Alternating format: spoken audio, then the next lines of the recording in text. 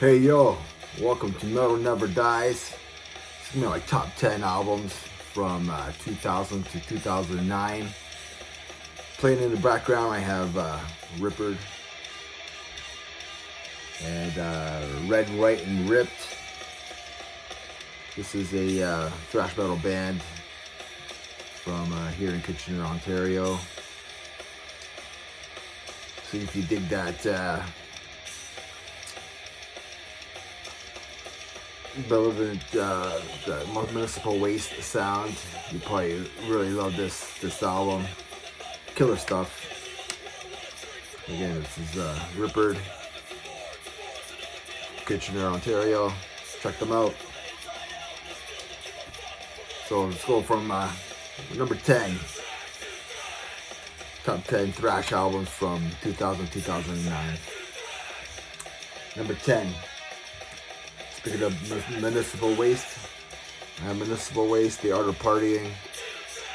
This is the band's third studio album, released on June 12th, 2007 on Earache Records. This was produced by Zeus. And yeah, man, this album is just like one big party album. Honestly, it's taken me a long time to get into this band, but I'm really happy that these guys are just like, it's a definition of thrash, man. So yeah, for some reason, if you haven't jumped on the Municipal Waste train, do so. Number 9, I have Destruction, the Antichrist. This album is just a banger, just a killer piece of an album. German thrash band, Legends, releasing their 7th studio album on September 15th, 2001, on Nuclear Blast. Yeah, this album, like, it made me a fan of the band. This is my favorite album by the band. Produced by Peter Tegrin. Yeah, just a beast of a thrash metal. I am Till Thrash, Thrash Till Death, Nailed to the Cross, Bullets from Hell, just a killer album. These guys in the back there. Inside. And for some reason, if you're never really got into Destruction, this is probably the album to get. Man. If you're gonna get one album from Destruction, I think this is the album to get. Number 8, maybe might surprise some people. I have Slayer, God Hates Us All. I know some people will probably pick Christ Illusion before this one, but yeah, man, I love this album.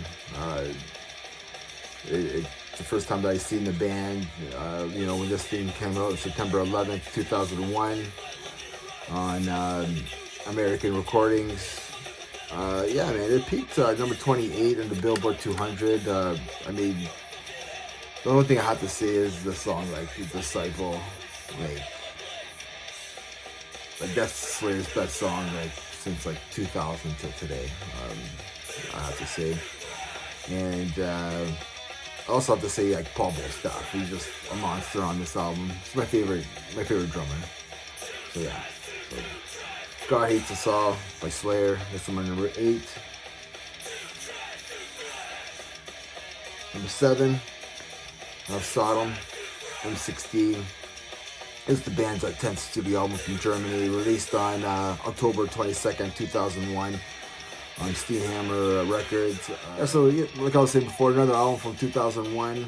Thrash is making a comeback in the 2000s there. This is a concept album about a Vietnam War. Among the Rear Kong.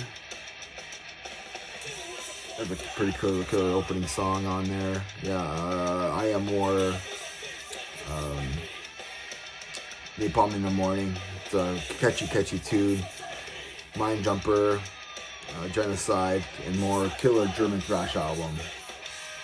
Sodom. What a killer artwork as well. So, that's my number 7.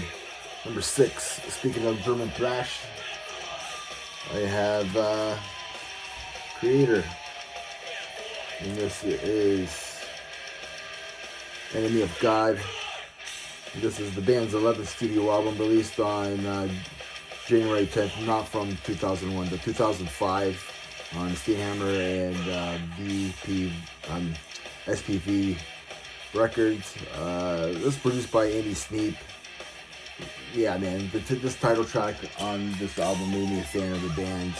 It's the first time that I listened to that song. It just made me a fan. A buddy of mine played it. He was like a guitar player in one of my side projects, and yeah, he played Creator, and yeah, man, made me a fan. That was back in like 2008. So yeah, man, I was an instant fan. Yeah, so many killer tracks on here. But yeah, my favorite track on here is the title track. That made me a fan of this band. But this album just a killer album. Creator, Enemy of God, number 6. Number 5, I have Megadeth, Endgame. This is the band's 12th studio album. It was just released on September 15th, 2009, produced by Dave Mustaine and Andy Sneap. Need to have Andy Sneap producing the Thrash Metal Albums in the 2000s to be on here. You know, so it was released on Roadrunner Records, and it's the first to feature Chris Broderick on guitar. Here's the man right there, Dave Mustaine holding up his guitar. Honestly, this album probably would have been ranked higher. But the song, like the number 8, track number 8, the hardest part of letting go, is sealed with a kiss. Didn't have that song on here, this would have been higher. It would have been probably number 3. Who knows? It would have been up there. The guitar playing is fantastic on this album. Every song on here is a banger.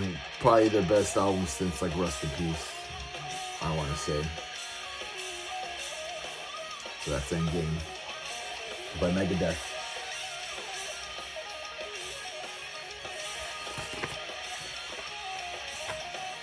Next album I have here, number 4. And I went with Exodus, Temple of the Damned. Bay Area thrash band releasing their 6th studio album on February 2nd, 2004 on Nuclear Blast. This is the first album since 1992. Force of Habit, which is a dog crap of an album. Cetro's on vocals on here. His best vocal performance, I say. This is produced by Andy Sneap as well. And just a pure thrash metal album. It was honestly made for Paul Bailoff, but like he passed away in 2002. May he rest in peace. So they invited Zetro back to record this killer album with the band, and yeah, so many killer tracks on this album. I mean, just the first 5 tracks on here alone, like Scar Single Banner, War is My Shepherd, Blacklist, Soul of Urine, Forward March, Redemption State, just yeah, man, Impaler, title track, killer album. That's my number 4. Number 3, I have Exodus again. Now, you're like, oh, you have 2 Exodus albums back to back like this. But listen, this is my show, right? So, my list. But I couldn't leave this album alone. It was released on October 4th, 2005 on Nuclear Blast. Now, this is like almost a new band, pretty much. Like, you have Lee Attis on guitar. It's Gary Holt. You have Rob Dix on vocals now, so it's not Zetro. And you have Paul Bostaph on the drums. It's also mixed and mastered by Andy Sneap as well. And killer album, man. This is heavy from start to finish. We have Rays, we have Death Amphetamines, Karma's Messenger, Stubble to Think, I Am Abomination, Altar Boy, and just more. Killer album. I think it deserves to be on here. I don't think people talk about this album enough. So that's Exodus, Shovel-Headed Kill Machine, Rob Dukes on vocals, Paul Bostaph playing the drums on here. Paul Bostaph is on here twice because he's killer. Gotta love it.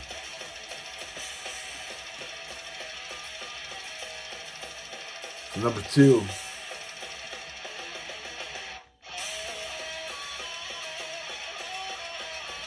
Number 2, I have a Violator, Chemical Assault from Brazil.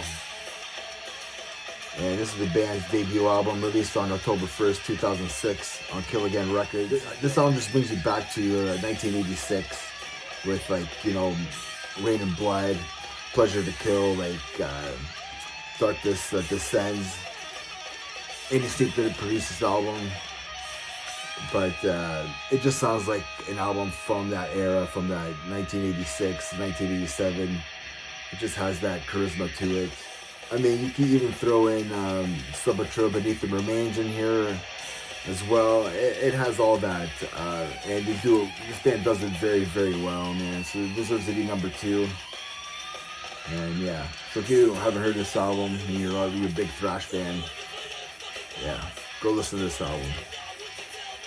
All killer albums. Like all young kids just making killer thrash metal.